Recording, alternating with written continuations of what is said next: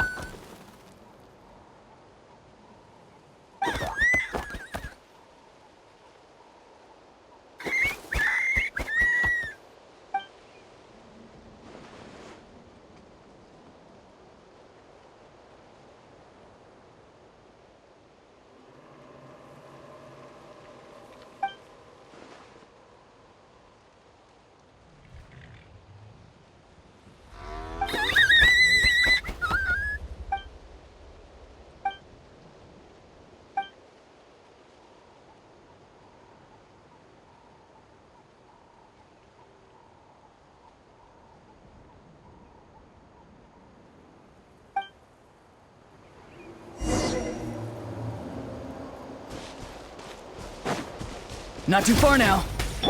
Take me up!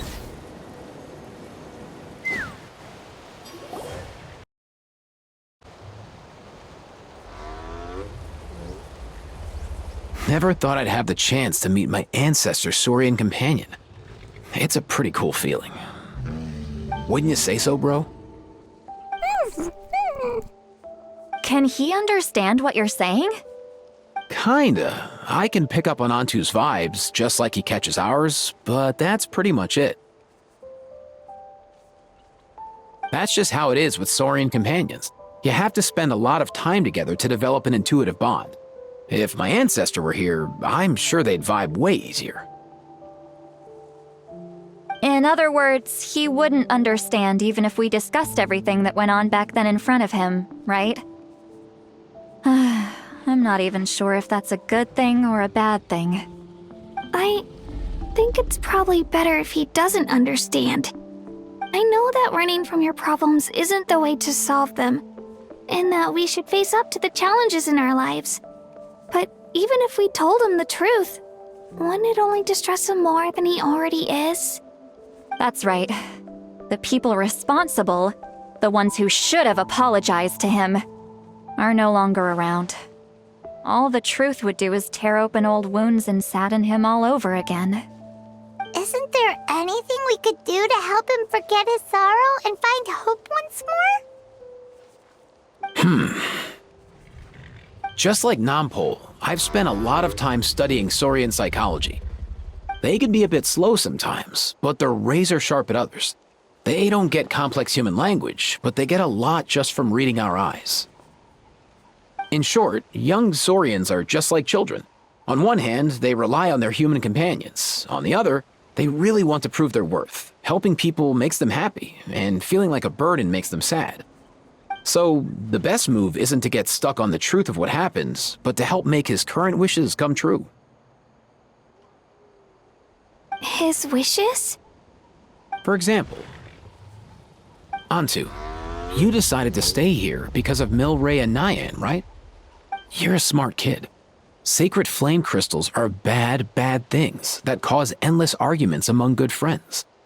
But now, after hundreds of years, we finally found a way to beat them.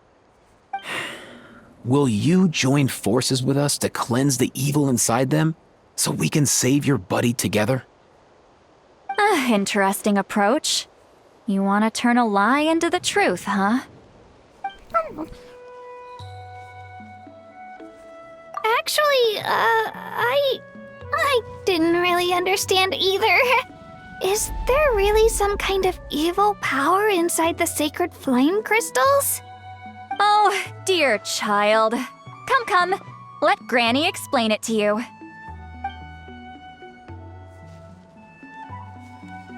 Oh, I get it now. Okay, I'll do my best. Not so fast. Hate to break it to you, but the three of us can't make this happen. Let's meet up at the stadium in 2 days. We'll spread the word and see who's willing to play along. As for making Antu understand, Kakuku can help out. They'll have an easier time communicating.